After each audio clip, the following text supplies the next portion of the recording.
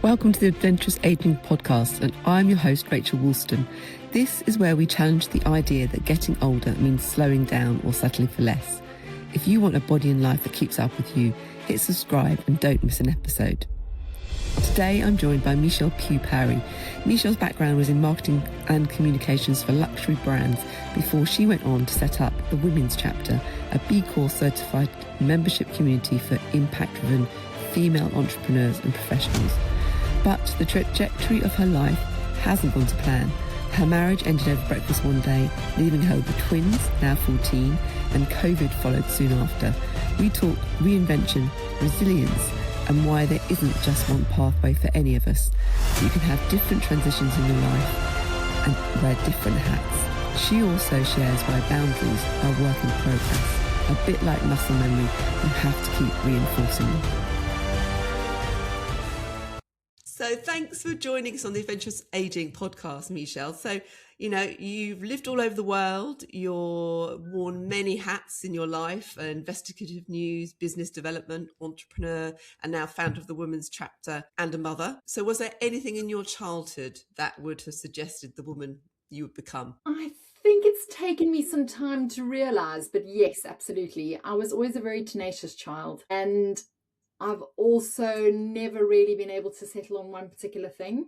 And so I think that's how, in many ways, I've landed up with this portfolio career where, again, it took me a really long time to make peace with my portfolio of interests, and that it didn't mean I didn't know what I wanted to do, but actually just meant that, I was a multifaceted human being, as we all are, and that there isn't just one path for all of us, that actually you can have different transitions in your life, you can wear different hats. And I couldn't imagine having it any other way, to be honest. I don't think I would ever settle into being just one thing or being pigeonholed in any way, if that makes sense. Yeah. But yes, absolutely.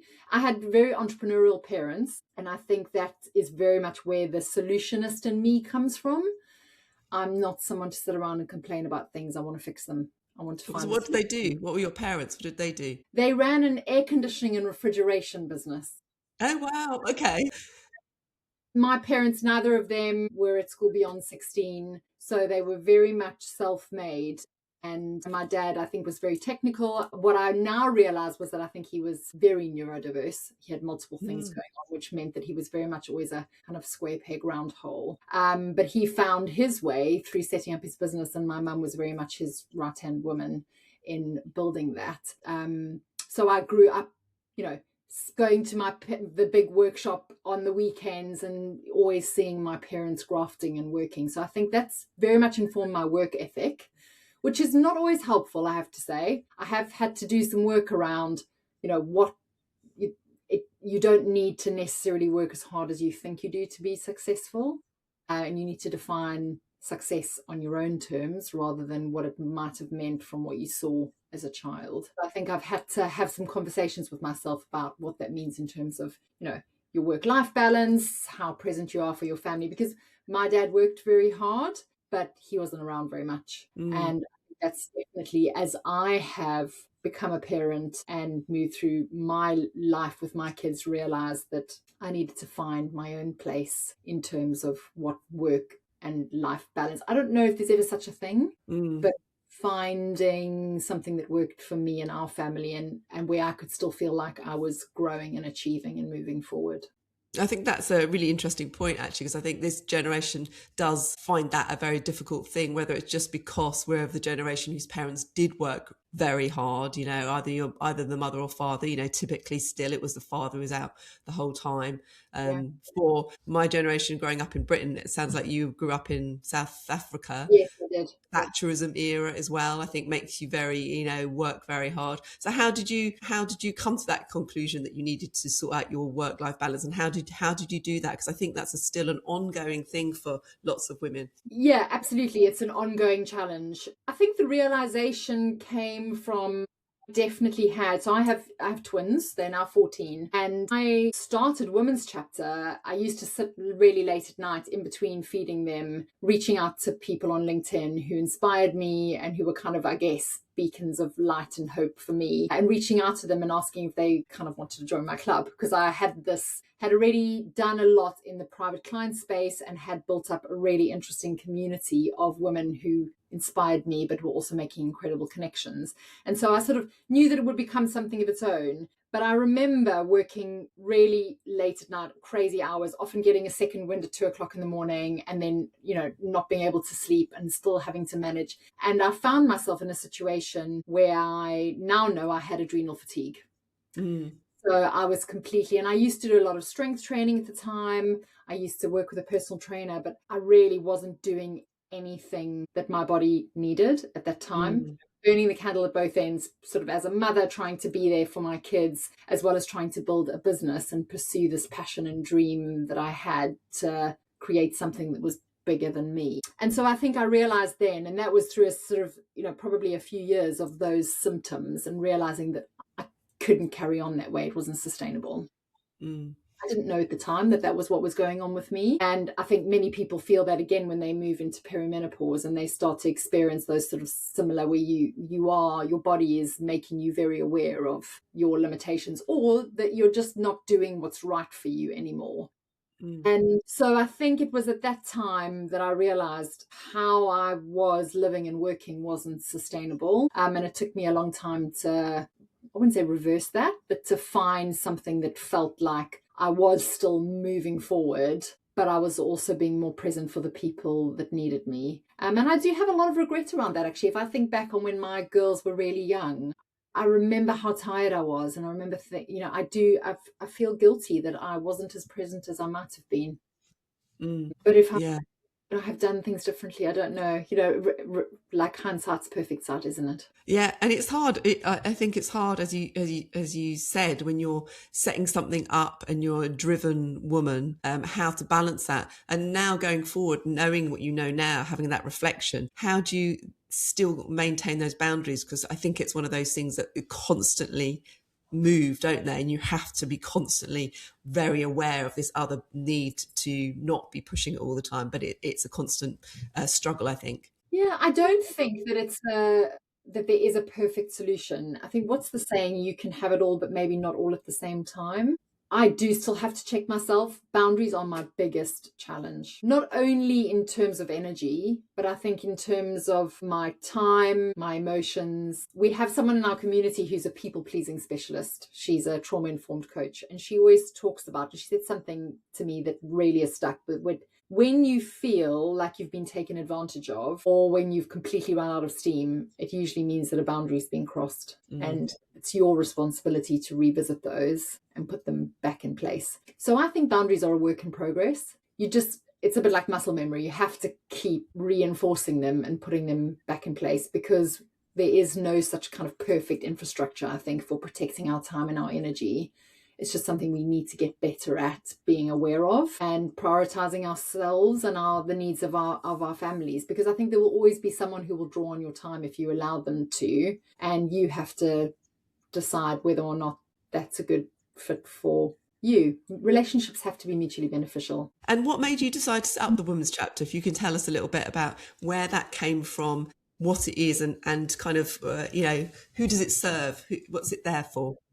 So the Women's Chapter is a B Corp certified community for women in business, both professionals and entrepreneurs. We attract women from cross sectors and industries. So it's a melting pot of really inspirational women who are doing remarkable things, regardless of what their career path is. And it started because I had a need, and again, goes back to that kind of being a solutionist and trying to solve a problem.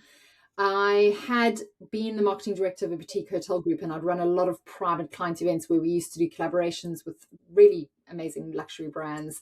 And what I noticed was the women that were coming to those events were the ones that were really benefiting from the connections, but also the curated nature of what we were building. And I would see that they were following up and meeting with one another for coffees, and they were investing in each other's businesses, or they were sharing knowledge. And they were just really helping each other. So it wasn't transactional in any way, but they were coming together to support one another. And at that time, we were very much London based. And the work that I was doing was based in London. And I was always surprised by how these people who were all so remarkable and inspirational didn't know each other. And I think London's quite a small place. But because at that time, 12 years ago, 13 years ago, there was no cross-sector networking. And I say networking for want of a better word because, kind of people do understand what that means. But we really have tried to redefine what networking looks and feels like. And it's a relationship-first approach to making meaningful connections with people that you can move your vision forward with, either through collaborations or support. So the women's chapter very much started out like that and then evolved into events. COVID, we got shoved into running online events. So I had never considered running anything on Zoom or anything digital, even though I knew that I did need to at some point. Certainly those platforms are not what they are now, but very fortunately, I had built a digital home for the women's chapter in 2019, the summer of 2019 it launched. And I didn't quite know what that meant, but I knew that we needed to move from being just an in-person community and running kind of networking events, which were very curated and special, to providing a platform where we could tell the stories of the remarkable women within our community. We could really champion women-led businesses and brands. And then from there, we would kind of see what happened. And then COVID happened. It also coincided with my marriage ending very suddenly. So I had all of these kind of things going on. We were faced with something that we really didn't know what it meant for any of us. But then at home, my world had been, shook completely. And over breakfast one morning, my marriage ended very suddenly. And all of those things now, if I look back on them, were great opportunities. For Women's Chapter, moving online was an incredible opportunity. We ran 2 years of free masterclasses where we had some of the most incredible women in the UK coming forward and speaking on our events and, joining virtual panels. And it really opened up a whole new world for us as a community. But then in my personal perspective, I was faced with this position where I was like, right, I've got to put my big girl pants on, and I'm now not part of a dual income family anymore. I've got to make this work. And so it was very much out of, I guess, a need that Women's Chapter shifted from being a passion project to being something that I felt really passionate about, but I knew if it had any chance of survival, it had to be lucrative. And I'm a big advocate for making money and doing good. As a B Corp, those are the two sort of pillars that in order to really drive the impact that you want to, you do need to be profitable. And that was a big pivotal point for me. That whole year of 2020 was kind of a year of change, evolution, but really exciting. If I look back on it now, it was terrifying, but it was very necessary, and we wouldn't be where we are now. I wouldn't be the person that I am now. Our business wouldn't be where it is if it weren't for those big challenges. God, how did you manage that? Because those two things are so massive at the same time to get through that. It must have been really difficult. Was there part of you that felt like you had to shut down one part of yourself just to be able to focus on getting one bit out and sorted and then deal with the other? How did you handle that? Do you know, I have thought about this a lot because a lot of people have said this to me. Oh my, it's amazing that you didn't crumble, or how did you manage to get out of bed? And I think it was very much a decision that I made. So in my personal life, this massive change happened, and then I had to deal with the aftermath of that. And I think my response to it was like, right, I can't solve anything by lying in bed and crying. I've got to get up. I've got to move forward. I've got to come up with a plan. And I drew a line under it, and I was like, I can either let this inform what my future looks like, or I can decide to be positive, but to move forward and not allow this to define me. So that was kind of, I guess, the decision and the conversation I had with myself at that time. And then from a women's chapter perspective, I have a consulting business as well. So I do juggle both of those. And actually, there are lots of synergies and crossovers because I have worked in the luxury industry for a really long time, and particularly in hospitality. So I have an understanding of what it takes to make people feel good and to give them a sense of belonging. And I think so there's a really kind of natural synergy between that and women's chapter. And I think what I realized was that I'd been standing in my own way for a really long time with the women's chapter. And because it was safe, I was just treating it as a passion project and something, that I liked doing, because I had this idea that if I was going to make money out of it, that it would make it less impactful or less special or less noble, which is ridiculous, obviously.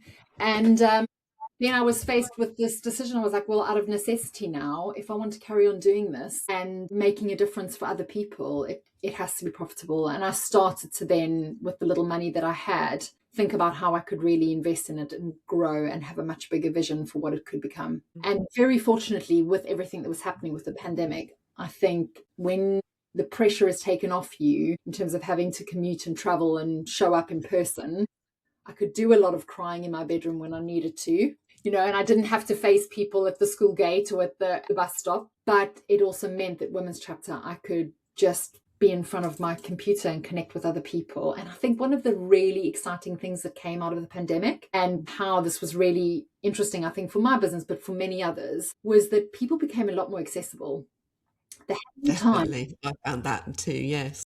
And LinkedIn exploded. And suddenly, if you wanted to connect with someone or you wanted to reach out to someone, it was just at the click of a button. And the worst thing that could happen was just that they would say no, or they just wouldn't respond. And so I think that was a really great opportunity for us, not thinking about how we were going to make money, but just getting online, talking about the topics that people wanted to talk about, giving them an opportunity to come together and have a break from the monotony of being stuck at home. And an opportunity to connect with other people.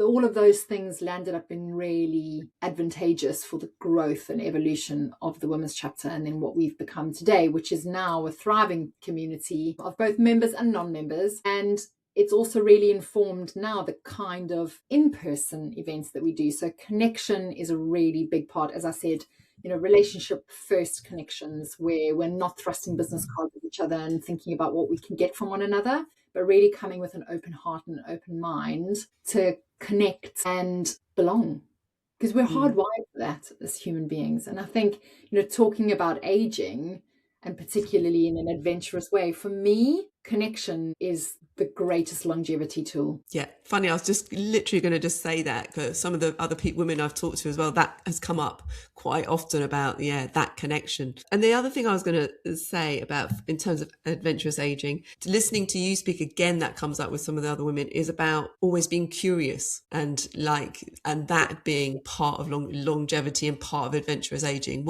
What is your kind of concept of adventurous aging? I think curiosity, and in fact, I had written in some notes that I had kind of put together when I was thinking about this topic, have always been very curious and tenacious. And I think as I've got older, that curiosity and appreciation for different cultures, different places, different situations has really grown. But I think it also helps to inform you around who your tribe is, or where you fit. Because I think one of the things that I have found really liberating with age has been that awareness that it doesn't really matter what other people think. And I wish I'd had that in my 20s and early 30s, because there is such a great sense of relief that comes from that. Realizing that you aren't for everybody, and you can't be everything to everyone, but that you find your place, you find your people. You might have less friends, but more of the ones that really get you, that understand you, that don't judge you. But I think you need that curiosity, and certainly that's what feeds my energy. I'm fascinated by people's stories. I mean, maybe that's the journalist in me, and no doubt in you. Me too, yes, yeah. That really sets my heart on fire, hearing people's stories and then wanting to tell them and share them. I'm fascinated by that. How did you get to where you got to? What has informed your journey? And that curiosity has really fueled, I think, what I have done in my business life, but also in my personal life and the kinds of relationships that I have formed. And of the narrative around aging, is there some narratives that exist at the moment that actually you have to stop yourself falling into sometimes? Is there anything around aging that you like, oh no, I have to watch myself there, that I'm falling into that kind of narrative that we're told to believe? Do you know, it's interesting. So I feel better now than I did when I was in my 30s. And yes, I was now, know that I was struggling from adrenal fatigue, etc. But my energy levels, where I'm at now in my life, and maybe that also comes from not worrying so much about all of these other things that don't really matter. So in that sense, I haven't felt like aging has been a negative for me in any way. However, I do catch myself sometimes saying, particularly when I'm in the company of younger women, saying, "Oh, well, I'm old," or even though I don't feel that way. And I have this conversation with some of our other members as well. I mean, I still feel like I'm 17 or 18 sometimes. And I do with my kids, and they're like, whereas I'm almost 50, I turn 50 next year. And in my mind, it's kind of hard for me to, like, am I 50? Like, I always thought that was old, but I don't feel old. I feel better than I ever did, really. So it's kind of, I think, a lot of the time, and I suppose this is probably how our parents felt, that society puts you in a pigeonhole or classifies you in some way, but it doesn't necessarily change the way that you feel. If anything, I have more energy and I feel more liberated now than I did in my 20s, when you're doing all of those things that you feel are expected of you. So yeah, I do need to stop kind of saying that I'm old. I think that's one of the things that I do fall into a trap, because occasionally you catch yourself or you see how you appear in others' eyes. So for example, we have this amazing cohort of young people that we sponsor at the Women's Chapter. We have a partnership with the King's Trust, and I'm an ambassador for them, and we raise money for them every year. But we also have this program where we sponsor a group of young women every year with free memberships as well as mentoring and support, etc. And they come from the King's Trust through a program where they've started a business. And I catch myself like looking at them and seeing what they see. I think I'm the same age as they are. Like, I feel like that. But I suppose to them, I'm older than their mum, some of them. And you have to not let that get in the way, I think. Yeah, it's funny that, isn't there, when you have a sudden you have a sudden like flash of like, they're looking at me like that, and it's a very weird feeling, isn't it? Yeah. And what do you do what would be your 3 things that you do now, or that you will continue to do, to help you age adventurously, whether it's a physical, mental, spiritual thing? Are there 3 things that you think that you would do to make sure that you maintain that drive to age adventurously? Travel, definitely. I'm a very adventurous traveler. I'm very fortunate that I've worked in the luxury travel industry for a very long time. So I have been to some very remarkable places. But I've always had an adventurous spirit when it came to travel, even when I worked in the city and I worked in commodities and I was going to weird and wonderful places like Siberia and, down copper mines in Chile. I would always tag on extra time to explore an area or to travel.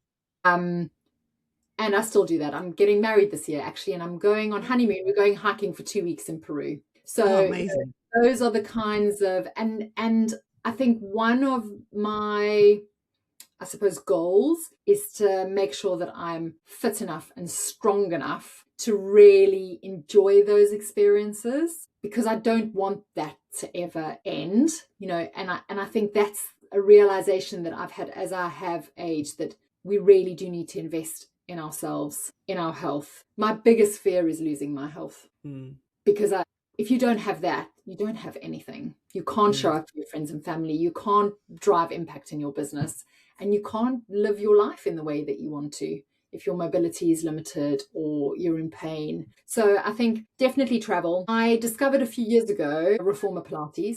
It's one of my guiltless pleasures. I absolutely love it. I'm completely addicted. I've never been somebody who has liked stretching or Pilates. I was always kind of a exercise hard person. Yeah. Fun.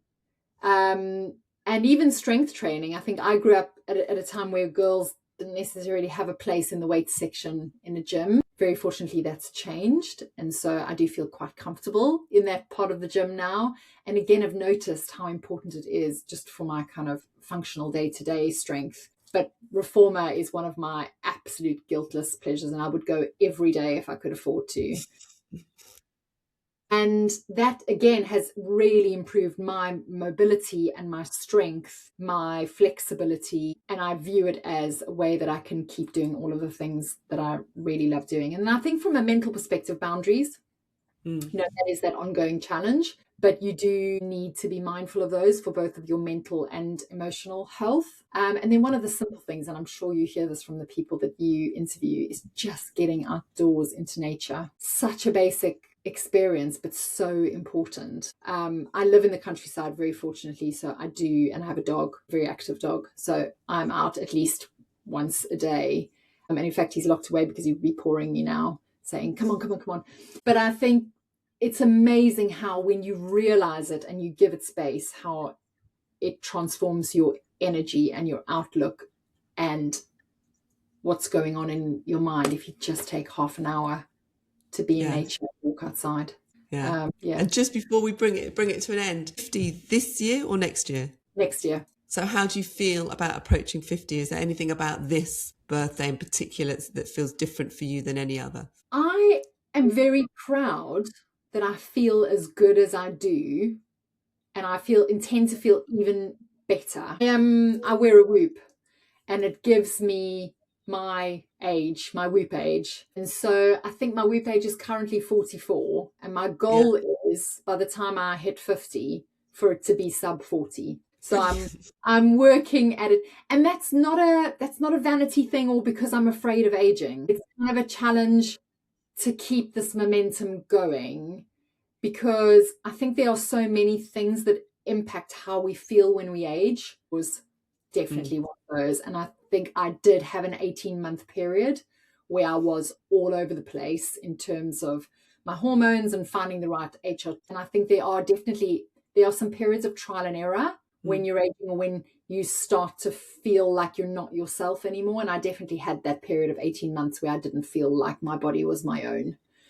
And that's a super stressful, confusing time, I think, for any woman, but you do have to keep at it. And so I'm really looking forward to turning 50. As I said, I'm getting married this year as well. So I never expected to be planning a wedding in the run up to my 49th birthday, but I'm feeling really good about it all. And I'm excited about what the future holds in terms of all of the things that I'll be able to do. I think when I turned 40, I had way more of a wobble because I was panicking about, in my head, with my parents being really self-made, they were really well established in their 30s.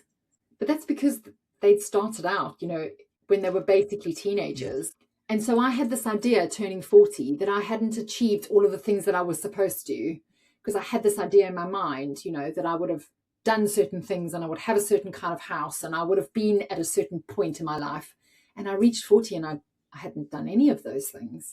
I just still felt like I was kind of underperforming. And whereas now I'm far less concerned about the house, the car, all of those things. I just want to live. I could live in a caravan, and I never thought I would ever say that. I do have a static home at the beach, and it's my absolute happy place. And I think one day I could be very comfortable retiring in a lock up and go kind of setup like that. I don't have to have the big 6-bedroom Georgian house that I always thought would mean success. So there's been a lot of redefinition, walking my dogs on the beach or adventuring somewhere in the world, standing at the top of a mountain or a volcano does bring me far greater joy and accomplishment. And also from a personal, professional perspective, knowing that I've made a difference to at least one person.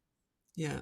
I think we all do the work that we do because we want to make a difference. And somebody said the other day that at a women's chapter member breakfast, they love that you can always hear the laughter from the street. And to me, that's making a difference, providing a space for people where they can come together and be unapologetically themselves and they can feel good and make good connections. So no, I feel really good about aging. And I met somebody this weekend who's 71, and I didn't believe she was 71. And I think we need these reminders and challenges around what an age looks like.